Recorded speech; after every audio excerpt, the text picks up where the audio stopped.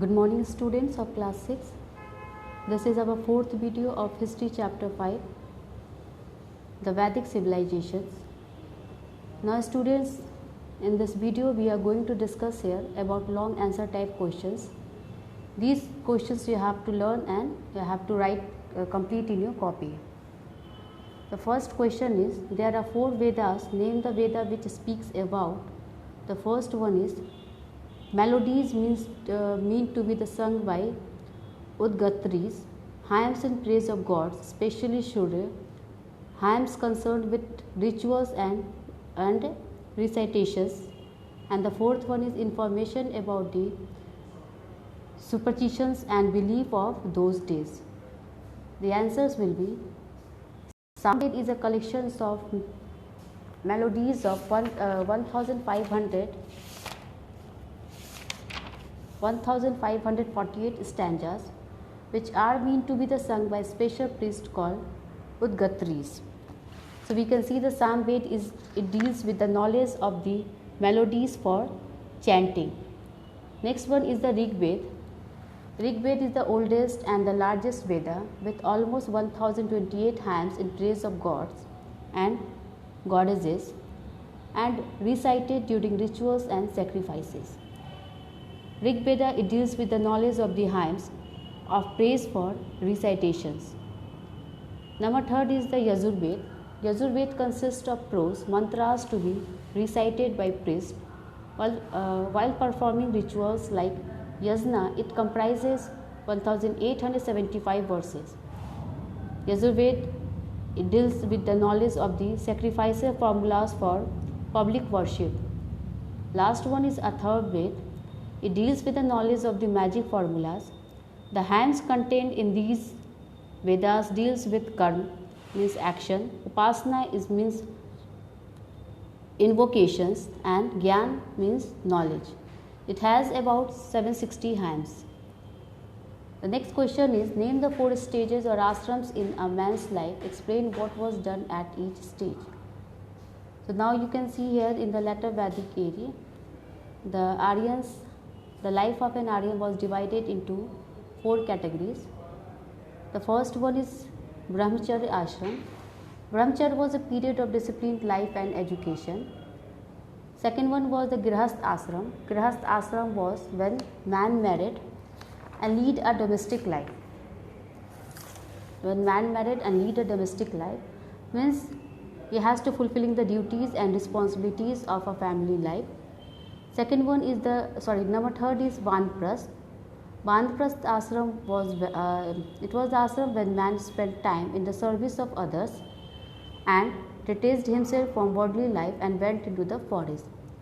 According to Vanprasth is the phase of one's life in which a man slowly detaches himself from his families and duties and passes them to the next generations and start adopting the life of hermit. Number 4 is Sannyas ashram. Sannyas ashram was the last stage of man's life when he gives up all worldly pleasures and often retired to the forest and fully devoted himself to meditations and prayers. Next question we can see. The next question is, number 3, name the 4 castes. What were they based on during early Vedic period and the later Vedic period? The 4 castes were Brahmins, Kshatriyas, Vaishyas and Shudras. We can see here in the in the early Vedic period, the caste systems was based on occupations and they can choose their professions according to their own wish. But in the later Vedic period, caste system was rigid.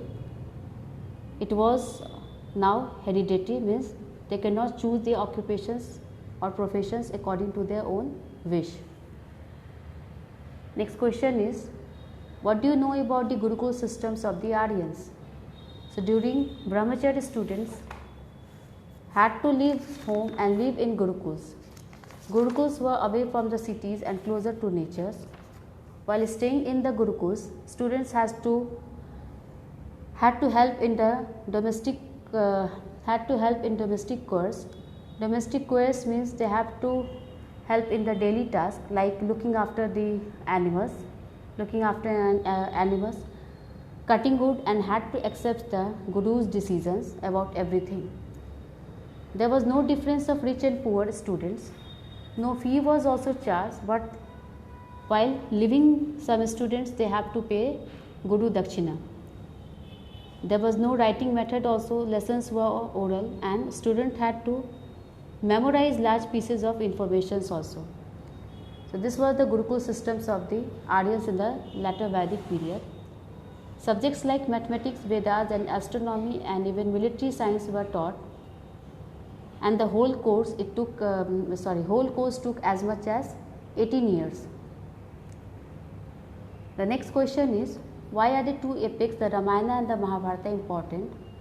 The two epics are Ramayana and the Mahabharata were important because the Ramayana centers around Lord Rama, the eldest son of King Dasrath, and his actions as a son, a king and a husband. Rama was the son, or he was the eldest son of King Dasrath, and his action was as a son also and a king also and as a husband also.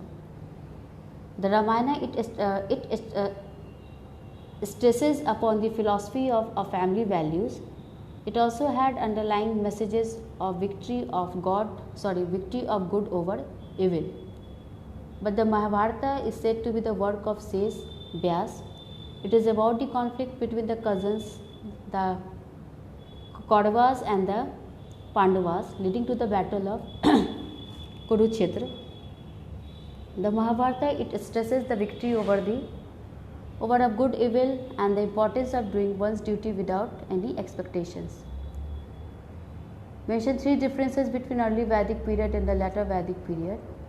The three differences between later Vedic period, early Vedic and later Vedic periods were: in the early Vedic age, the Aryans they lived in the Saptasindhu. Saptasindhu means the land of 7 rivers. Early Vedic age is called as the Brahmvat, but in the later Vedic age, the Aryans they occupied the land between the Himalayas in the north and Vindhyas in the south. Later Vedic age is also called as Aryavat period. In the early Vedic age, the leader of the Jana was called as Rajan, but in the later Vedic age, the position of the Rajan was hereditary. Third, we can see in the early Vedic age, the Sabha and Samiti were powerful assemblies. The Sabha and Samiti were powerful assemblies which checked the power of the king, but in the later Vedic age, the Sabha and Samiti had declined, and all the powers lies in the hand of the Rajan only. So this is all for today. Thank you, students, and have